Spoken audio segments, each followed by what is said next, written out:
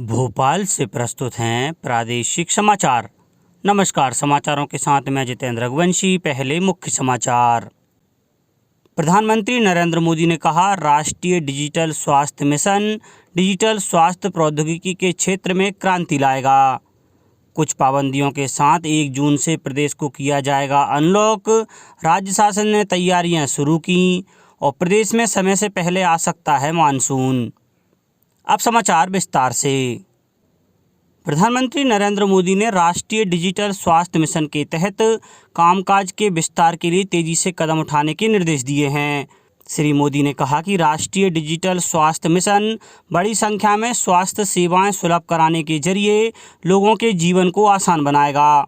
Mission की प्रगति की समीक्षा के लिए उच्च स्तरीय बैठक की अध्यक्षता करते हुए प्रधानमंत्री ने कहा कि नागरिकों के लिए नूतन और विधिवत्तापूर्ण सेवाओं के साथ यह मिशन डिजिटल स्वास्थ्य प्रौद्योगिकी के क्षेत्र में क्रांति लाएगा। श्री मोदी ने पिछले वर्ष स्वतंत्रता दिवस के अवसर पर राष्ट्र को संबोधन में राष्ट्रीय डिजिटल स्वास्थ्य मिशन के शुभारंभ की घोषणा की थी। तब से डिजिटल मॉड्यूल और रजिस्ट्री विकसित की गई है और 6 केंद्र शासित प्रदेशों में यह मिशन चलाया जा रहा है। अब तक लगभग 11,90,000 स्वास्थ्य पहचान पत्र बनाए गए हैं और इस मंच पर 3,106 डॉक्टरों और 1,490 स्वास्थ्य केंद्रों का पंजीयन करा दिया गया है। डिजिटल स्वास्थ्य के लिए मुक्त और अंतर संचालित IT नेटवर्क तैयार किया जा रहा है, जिसे यूनिफाइड हेल्थ इंटरफेस UHI नाम दिया गया है। यह सार्वजनिक और निजी क्षेत्र के समाधान उपलब्ध कराएगा और राष्ट्रीय डिजिटल स्वास्थ्य व्यवस्था के अंग के रूप में काम करेगा। इससे यूजर टेली कंसल्टेशन या प्रयोगशालाओं में जांच जैसी आवश्यक स्वास्थ्य देखभाल सेवाओं की तलाश, बुकिंग और प्राप्त कर सकेंगे। इस व्यवस्था से सुनिश्चित होगा कि राष्ट्रीय डिजिटल स्वास्थ्य व्यवस्था में केवल सत्यापित स्वास्थ्य देखभाल प्रदाताओं को ही शामिल किया जा सके। इस तरह से स्वास्थ्य देखभाल संबंधी बुनियादी ढांचे और मानव संसाधनों को देश भर में ज़्यादा कुशलता और दक्षतापूर्ण भी उपयोग किया जा सकता है। बैठक में UPI ई-वाउचर पर भी चर्चा की गई। UPI ई-वाउचर को भारतीय राष्ट्रीय भुगतान निगम ने विकसित किया है। प्रधानमंत्री ने कहा कि नागरिकों के लिए इस प्लेटफॉर्म की उपयोगिता केवल तभी नजर आएगी जब देश भर के नागरिक डॉक्टर के साथ टेली कंसल्टेशन और प्रयोगशाला जांच जैसी सेवाएं हासिल कर सकेंगे। कर्तव्य निष्ठा और लगन का अनूठा उदाहरण मध्य प्रदेश के सागर जिले में देखने को मिला है, जहां जिले के ग्राम रिछोड़ा में एक प्राथमिक शासकीय शिक्षक ने कोरोना काल में भी बच्चों को घर घर जाकर पढ़ाया। इस दौरान उन्होंने कोरोना से बचाव के लिए ग्रामीणों को निःशुल्क मास्क भी वितरित किए। शिक्षक चंद्रहास ने शैक्षणिक गतिविधियों के लिए एक वाहन चलता फिरता विद्यालय भी तैयार किया है। शिक्षक चंद्रहास के प्रयासों का ही परिणाम है कि इस संकट काल में भी रिछोड़ा ग्राम के बच्चों की शिक्षा बंद नहीं हुई।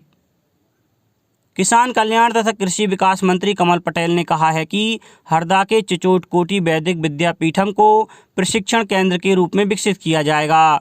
उन्होंने यहां चल रहे निर्माण कार्यों का निरीक्षण किया। मंत्री श्री पटेल ने वैदिक विद्यापीठम संस्थान द्वारा लगाए गए औषधीय पौधों के बाग का भी अवलोकन किया। वैदिक विद्यापीठम ग्राम छीपानेर के पास चिचोटकोटी में स्थित है। मंत्री श्री पटेल ने निरीक्षण के बाद टेमा गांव के निकट गौ अभयारण्य में गायों के लिए शेड निर्माण का भूमि पूजन किया। राज्य में कोरोना संक्रमण में लगातार आ रही गिरावट को देखते हुए अब कुछ पाबंदियों के साथ 1 जून से अनलॉक की तैयारियां की जा रही हैं। कल राज्य मंत्रिमंडल की बैठक में अनलॉक के बारे में विस्तार से चर्चा की गई, जिसमें सुझाव दिया गया कि कुछ रक्षात्मक उपायों के साथ धीरे धीरे अनलॉक की प्रक्रिया को अंजाम दिया जाए।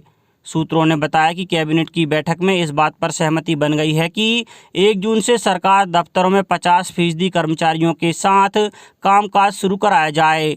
वहीं धार्मिक, राजनीतिक और भीड़ वाले कार्यक्रमों पर प्रतिबंध जारी रखा जाए।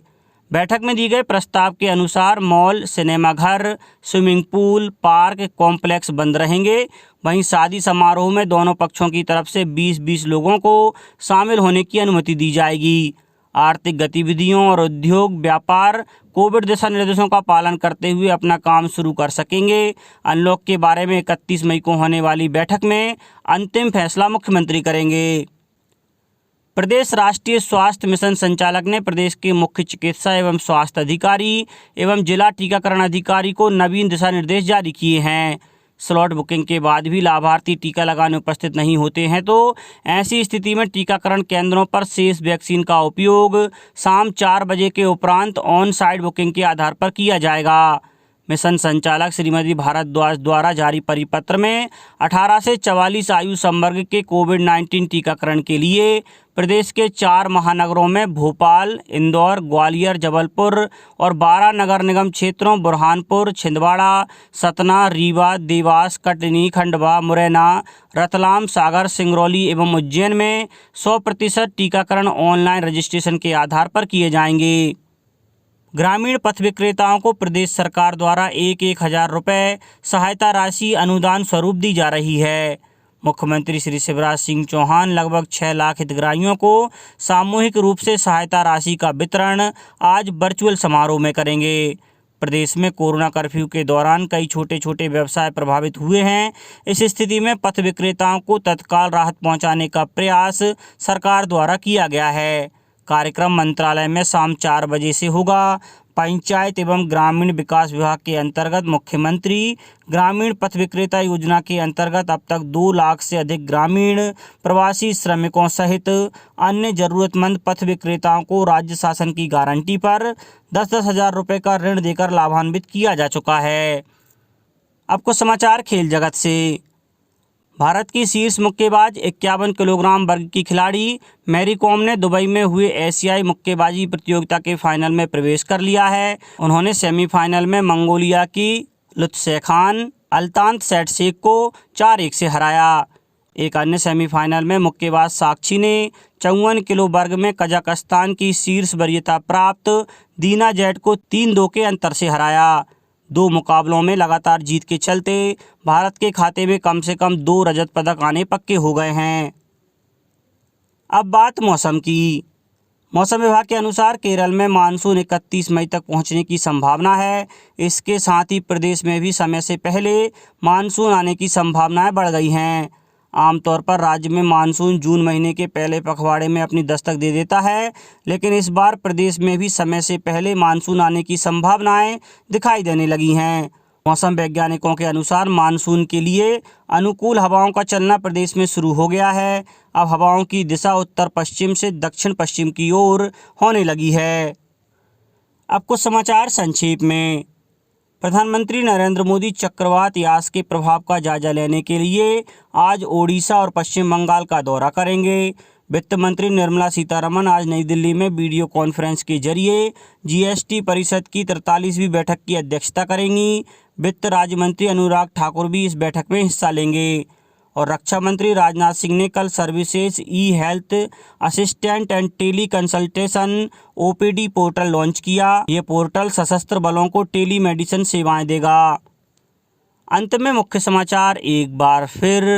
प्रधानमंत्री नरेंद्र मोदी ने कहा, राष्ट्रीय डिजिटल स्वास्थ्य मिशन डिजिटल स्वास्थ्य प्रौद्योगिकी के क्षेत्र में क्रांति लाएगा। कुछ पाबंदियों के साथ 1 जून से प्रदेश को किया जाएगा अनलॉक। राज्य शासन ने तैयारियां शुरू की और प्रदेश में समय से पहले आ सकता है मानसून।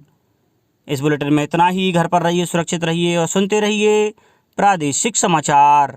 नमस्कार।